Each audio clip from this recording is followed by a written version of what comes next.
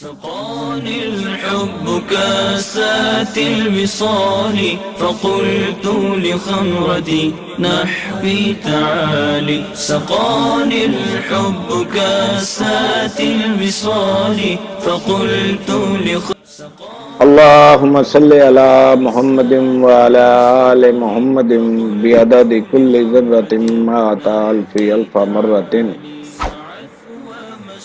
اعوذ بکلمات اللہ التامات کلہا من شر ما خلق.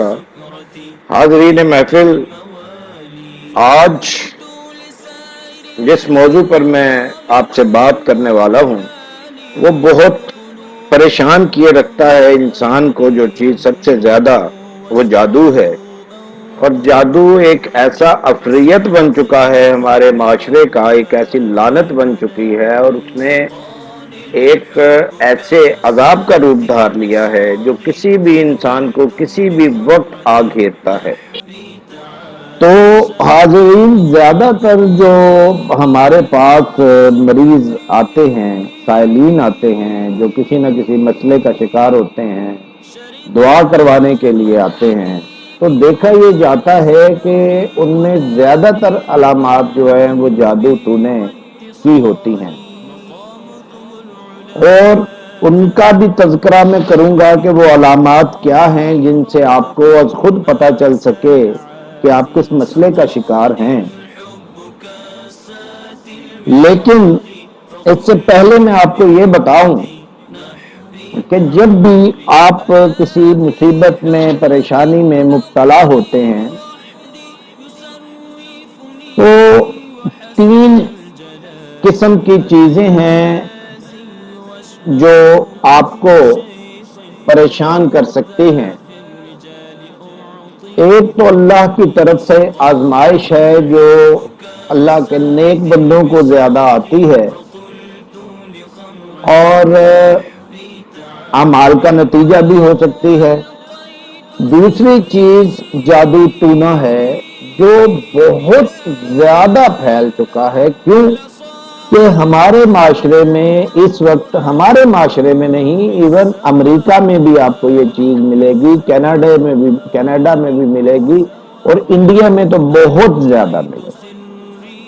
اور ہمارے ہاں اس کا تدارک موجود ہے، اس کا علاج موجود ہے، اور اگر کوئی اس کا شکار ہو جائے تو بعض اوقات کسی مسجد کا امام جو کوئی بہت بڑا عامل نہیں ہوتا، اس کی ایک پھونک سے بھی علاج ہو جایا کرتا ہے. کسی پر اگر جن نصیب کا سایہ آ جائے تو مسجد میں امامت کروانے والا امام بھی اس کا علاج کر ڈالتا ہے، جبکہ دوسرے معاشروں میں ایسا نہیں ہے. لہذا وہاں ہمارے پاکستانی معاشرے کی نسبت زیادہ تکلیف ہے، کیونکہ وہاں علاج نہیں ہے، شیطان ہی شیطان ہے. یہاں جب شیطان عمل پیرا ہوتا ہے کسی بھی اپنے شیطانی عمل پر، تو رحمان کی طاقتیں، رحمانی طاقتیں، رحمانی موکلات موجود ہوتے ہیں جو اس کا علاج کرنے کی اہلیت رکھتے ہیں. اچھا، تو ہم اس کی علامات کی طرف بعد میں آتے ہیں. پہلے میں آپ کو بتا رہا تھا کہ تین چیزیں ہیں. ایک ہو گئی آزمائش، دوسرا جادو ٹونا، اور تیسری چیز حسد. یہ تینوں چیزیں اکٹھی بھی وارد ہو سکتی ہیں، کیونکہ جب آپ پر آزمائش کا دور چل رہا ہوگا تو آپ کے ستارے گردش میں آئیں گے، اور علم نجوم کا علم رکھنے والے انہیں بڑے اچھے طریقے سے دیکھ سکتے ہیں. اور اکثر اوقات یہ دیکھا گیا ہے کہ کالے جادو پر دسترس رکھنے والے لعین، کافر، مردود زیادہ علم رکھتے ہیں علم نجوم کا، اور جب کسی پر برائی وارد ہے، ستاروں میں، آسمانی ستاروں میں گردش چل رہی ہے، تو وہ اس وقت اس پر ساتھ ہی کالا جادو بھی کر دیتے ہیں. اور اگر خدا نخواستہ اسی وقت میں کوئی ایسا شخص بھی آپ سے آن ملتا ہے جو حاسد ہے اور وہ حسد کرتا ہے اور وہ حسد بھی آپ پر وارد ہو جاتا ہے، تو آپ 2 چند نہیں، آپ 3 چند مبتلا ہو جاتے ہیں تکلیف میں، مصیبت میں، جس سے چھٹکارا آپ کا سوائے رجوع اللہ کے ممکن نہیں ہوتا۔ اس سے پہلے کہ میں جادو کی علامات کا کچھ تذکرہ کروں کہ کن علامات سے ہم جان سکتے ہیں کہ ہم جادو کا شکار ہیں اور وہ کیسے اعمال ہیں جن سے ہم جادو ٹونے سے چھٹکارا پا سکتے ہیں، میں حسد کا تذکرہ کرنا بہتر سمجھوں گا۔ حسد ایک ایسی بیماری ہے جو عام طور پہ عادتاً ہمارے اندر موجود ہوتی ہے اور اس کا ہونا ثابت ہوتا ہے قرآن پاک سے اور احادیث۔ قرآن پاک کی صرف ایک سورہ مبارکہ میں مثال کے طور پہ پیش کرتا ہوں، قل اعوذ برب الفلق من شر ما خلق ومن شر غاسق اذا وقب ومن شر النفاثات فی العقد ومن شر حاسد اذا حسد۔ حاضرین محفل، آپ اس کے ترجمے پر غور فرمائیے۔ قل اعوذ برب الفلق، کہو اے آسمانوں کے رب، من شر ما خلق، ہمیں خلق کے شر سے محفوظ فرما، ومن شر غاسق اذا وقب، ہمیں رات کے اندھیرے کے شر سے محفوظ فرما، ومن شر النفاثات فی العقد، اور ہمیں گرہوں پر، دھاگوں پر گرہیں لگا کر پھونکنے والیوں کے شر سے بچا، ومن شر حاسد اذا حسد، اور ہمیں حاسدین کے حسد سے بچا۔ حاضرین محفل، آپ نے اس ترجمے میں غور کیا کہ اس میں شرات جو موجود ہیں، جو شیاطین فطرت رکھنے والے لوگ استعمال کر کے ہم پر وارد کر دیتے ہیں، وہ جنات کی صورت میں موجود ہیں رات کے اندھیرے کے شر میں۔ رات کے اندھیرے میں جنات آزاد ہوتے ہیں، موجود ہوتے ہیں۔ یہی وجہ ہے کہ انسان کے لیے اللہ نے رات سونے کے لیے بنا دی۔ اور اس کے بعد آپ نے دیکھا، ترجمے پر آپ نے غور کیا کہ گروہ پر لگا کر پھونکنے والی، حضور علیہ الصلوۃ والسلام کے زمانے میں یہ جادو بہت عام تھا، اس لیے اللہ تعالیٰ نے اس کا ذکر فرمایا۔ اور تیسری بات، حسد۔ حسد ایسی بیماری ہے انسان میں کہ اگر کسی کا حسد مضبوط ہے، یہ لفظ مضبوط میں بول رہا ہوں، کسی کا حسد، ہر شخص حسد کر سکتا ہے، لیکن ہر شخص کا حسد اتنا طاقتور نہیں ہو سکتا جو کسی نہ کسی کا ہو سکتا ہے۔ احادیث کی کتابوں میں ملتا ہے کہ حضور علیہ الصلوۃ والسلام صحابہ کے ساتھ سفر پر جا رہے تھے، تو ایک جگہ پر ایک صحابی غسل فرما رہے تھے جن کا جسم بہت خوبصورت تھا، باڈی بنی ہوئی تھی۔ تو حضور صلی اللہ علیہ وسلم کے ساتھ جاتے ہوئے صحابہ میں سے ایک صحابی فرماتے ہیں کہ کتنا خوبصورت جسم کا مالک۔ تو حضور صلی اللہ علیہ وسلم ایک دم پریشان ہو جاتے ہیں، رک جاتے ہیں اور اسی وقت ہاتھ اٹھا کر دعا کرتے ہیں اس شخص کے لیے جس کے لیے یہ تعریفی کلمات بولے گئے۔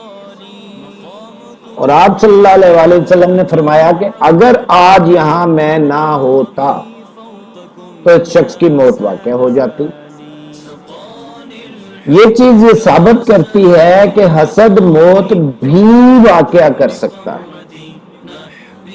پھر ایک جگہ ملتا ہے کہ حضور صلی اللہ علیہ وسلم نے فرمایا کہ ایک روز میں جتنی اموات بھی واقع ہوتی ہیں، اگر تمہیں یہ پتہ چل جائے کہ کتنی حسد سے ہوتی تو تم پریشان ہو جاؤ۔ تو حاضرین، جب بھی ہم کسی مشکل میں گرفتار ہوں تو ہمیں ان تمام چیزوں کی طرف غور کرنا چاہیے. ہم جادو سمجھ کے اس کا علاج کرتے رہ جائیں اور ہم حسد کا شکار ہوئے ہوں، ہم پر اللہ کی طرف سے آزمائش کا وقت چل رہا ہو اور ہم جادو کا علاج کر رہے ہوں، تو ضروری ہے کہ علاج کو جامع طریقے سے دیکھتے ہوئے، آزمائش کو مد نظر رکھتے ہوئے استغفار کا ورد زیادہ سے زیادہ کیا جائے، پھر جادو ٹونے کی باقاعدہ کاٹ کی جائے، کیونکہ رسول اللہ صلی اللہ علیہ وسلم پر جب جادو ہوا تو اس کی کاٹ کی گئی، جو حضرت جبرائیل علیہ السلام نے آ کے فرمائی. تو اس سے یہ ضروری ہے کہ جادو کا علاج کیا جائے، اور حسد کا بالکل علاج اسی طرح ہوتا ہے جس طرح جادو. حاضرین، یہاں ایک غلط فہمی کا ازالہ بہت ضروری ہے کہ کچھ لوگوں کا خیال ہے، کچھ علماء کی طرف سے بھی ایسی باتیں سننے میں آئی ہیں کہ کالے جادو کا شکار اگر کوئی ہو جائے تو وہ کالے جادوگر کے ذریعے اس کا علاج کروا سکتا ہے. پہلی بات تو یہ کہ دین اتنا کمزور نہیں ہے. اللہ رب العزت جس نے انسان کو پیدا فرمایا، تمام شموات پیدا فرمائے، اعوذ بکلمات اللہ التامات کلھا من شر ما خلق، کہ جب اللہ تعالیٰ یہ دعا کرنے کے لیے کہہ رہا ہے اعوذ بکلمات اللہ التامات کلھا من شر ما خلق، کہ میں ایسے تمام شرات سے اللہ کی پناہ مانگتا ہوں جو اس نے خلق کی. جنات خدا نے خلق کی، ابلیس خدا کی تخلیق، ارواح خدا کی تخلیق، موکلات خدا کی تخلیق. تو پھر یہ کیسے ممکن ہو سکتا ہے کہ خدا کے پاس جادو ٹونے کا علاج نہ ہو؟ حاضرین، جب بھی آپ پر جادو ہوتا ہے تو وہ اس میں جو چیزیں استعمال ہوتی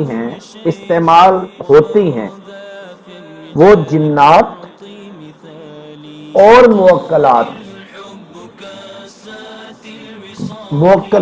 جنات بھی ہو سکتے ہیں، اور موکلات ایک الگ چیز بھی ہے. اور کالے جادو میں جس چیز کو موکلات کہا جاتا ہے، ہم شرعی حوالے سے موکلات انہیں نہیں کہتے ہیں، بلکہ موکلات ہم ان نگرانوں کو کہتے ہیں جو اللہ نے مقرر کر دیے اپنے پاک اس اسماء پر، قرآن پاک کے کلام پر، نیک باتوں پر، نیک اعمال پر جو موکلات اللہ نے لگا دیے کہ اگر آپ اللہ کے اسماء میں سے یا باسطوں کا ورد کرتے ہیں، روزی فراخ کرنے کا بہت زیادہ ورد کرتے ہیں، تو اللہ نے جو موکل اس اسم پہ لگا رکھا ہے وہ آپ کی مدد کرتا ہے، آپ کا معاون ہو جاتا ہے. تو یہ ایک الگ گفتگو ہے پوری کہ موکلات کیا ہوتے ہیں اور یہ کیسے کام کرتے ہیں، نوری علم میں یہ کیسے کام کرتے ہیں اور شیطانی علم میں کیسے کام کرتے ہیں. اس پہ مکمل گفتگو ہوگی اگلی نشست میں. لیکن آخر میں صرف اس نشست کے آخر میں آپ کو اتنا بتا دینا چاہتا ہوں کہ اگر آپ کالے جادو کی طرف جا رہے ہیں تو ایک بات یاد رکھ لیں کہ کالا جادو کرنے والا جو ہے وہ انجام بد سے دو چار ہوگا، یہ خدا کا فیصلہ ہے. اور اس کے پیچھے چلنے والا جو کالا جادو کروا رہا ہے اس سے، اور وہ اپنے پیسے بٹورنے کے سلسلے میں کالا جادو کر رہا ہے، دونوں ایک ہی جیسے انجام سے دو چار ہونے والے. اس کی وجہ آپ کو میں بتاتا ہوں. اس کی وجہ یہ ہے کہ کالے جادو کے موکلات کو جب چھوڑ دیا جاتا ہے شیاطین کو ایک دفعہ، تو وہ شیاطین یا تو اس پر رہیں گے جس پر بھیجے گئے، اگر وہاں سے پلٹیں گے تو سیدھے اس پر آئیں گے جس نے بھیجے یا جس نے بھجوایا. تو اگر جس پر جادو کیا جائے وہ اللہ کی طرف رجوع کر لے، رجوع اللہ سے استفادہ حاصل کرنے کی کوشش کرے اور اللہ کی توبہ استغفار میں مشغول ہو جائے، تو وہ شیاطین اس سے جب دور پلٹیں گے تو وہ سیدھے اس پر جائیں گے جس نے انہیں بھیجا۔ تو کہنے کا مطلب یہ ہے کہ جو جادو کرنے والا ہے وہ کبھی بھی ضلالت سے، اور جادو کروانے والا کبھی بھی ضلالت سے نہیں بچ سکتا۔ ہاں وہ دنیا کے 4 دن اچھے انداز میں گزار سکتا ہے، لیکن اسی دنیا میں برے دن بھی اسے دیکھنے پڑے۔ تو میں آپ کو انشاءاللہ العزیز جادو، ٹونا، حسد اور آزمائش، ان چیزوں سے بچنے کی، ان چیزوں سے نکلنے کی مکمل تدبیر بتاؤں گا۔ اور اگر آپ شدید طریقے سے جادو ٹونے کا شکار ہیں تو سب سے پہلا کام تو فوری طور پر یہ کیجیے گا کہ اپنی نمازوں کو درست کریں، پنجگانہ نماز شروع کر دیں اور پھر ہم سے رابطہ کریں۔ ہم سے رابطہ کریں، ہم آپ کو ایسے تعویذات اور کچھ ایسے اعمال بتائیں گے جو انشاءاللہ العزیز فی سبیل اللہ آپ کو نجات کا رستہ متعین کرنے میں مدد دے گا۔ وآخر دعوانا ان الحمدللہ رب العالمین۔ اور ہمارے چینل کو سبسکرائب ضرور کر لیں کہ جو آئندہ آنے والی ویڈیوز ہیں وہ آپ کو ضرور ملیں، کیونکہ اس کے بعد جو ٹاپکس آ رہے ہیں وہ بہت اہم ہیں آپ کے لیے، آپ کو مشکلات سے بچانے کے لیے۔ علم نجوم کیا ہے مکمل طریقے سے آپ کو میں بتاؤں گا، موکلات کیا ہوتے ہیں اور یہ کیسے کام کرتے ہیں وہ آپ کو میں مکمل طور پہ بتاؤں گا۔ ارواح کا تذکرہ ہم کریں گے، ضرور کریں گے ارواح کا۔ وَيَسْأَلُونَكَ عَنِ الرُّوحِ قُلِ الرُّوحُ مِنْ أَمْرِ رَبِّي وَمَا أُوتِيتُم مِنَ الْعِلْمِ إِلَّا قَلِيلًا، کیونکہ یہ وہ موضوع ہے جس پہ مختلف فقہا کی آراء مختلف ہیں، لیکن ایسے لوگ بھی ہیں جو ارواح کو بلا کے ان سے بات چیت کرتے ہیں۔ تو بہت سے ایسے شاگرد ہمارے جو ہیں وہ اس کی تعلیم لے کے جا چکے ہیں ہم سے۔ تو جب ارواح کو بلایا جا سکتا ہے تو ارواح آسمان پر ہیں، ارواح زمین پر ہیں، کیا ہے کیا نہیں ہے، یہ اللہ نے ہی یہ فیصلہ صادر فرما دیا کہ وَيَسْأَلُونَكَ عَنِ الرُّوحِ قُلِ الرُّوحُ مِنْ أَمْرِ رَبِّي وَمَا أُوتِيتُم مِنَ الْعِلْمِ إِلَّا قَلِيلًا۔ رسول اللہ صلی اللہ علیہ وسلم سے حضرت موسیٰ اور حضرت عیسیٰ کے جو مقلدین تھے ان کی طرح کفار یہ پوچھا کرتے تھے کہ روح کیا ہوتی۔ تو آپ صلی اللہ علیہ وسلم نے اللہ سے دریافت فرمایا جب، تو اللہ نے اس کا جواب یہ دیا کہ وہ پوچھتے ہیں کہ روح کیا ہے، کہو کہ روح اپنے رب کے حکم سے ہے، امر سے ہے، اس کے علاوہ کوئی علم اللہ تعالیٰ نے روح کے بارے میں عطا نہیں فرمایا۔ اور جب اللہ کے امر سے ہے تو ہم کوئی فیصلہ نہیں کر سکتے کہ کس وقت امر ربی کیا ہو سکتا ہے۔ تو سبسکرائب ضرور کریں اس چینل کو تاکہ یہ جو مفید موضوعات ہیں ان کی ویڈیوز آپ تک پہنچیں اور آپ ان سے بھرپور استفادہ حاصل کر سکیں۔ وآخر دعوانا ان الحمدللہ رب العالمین۔ واشربوا أنتم جلودي فساقي القوم بالوافي منالي. سقاني الحب كاسات الوصال فقلت لخمرتي نحبي تعالي.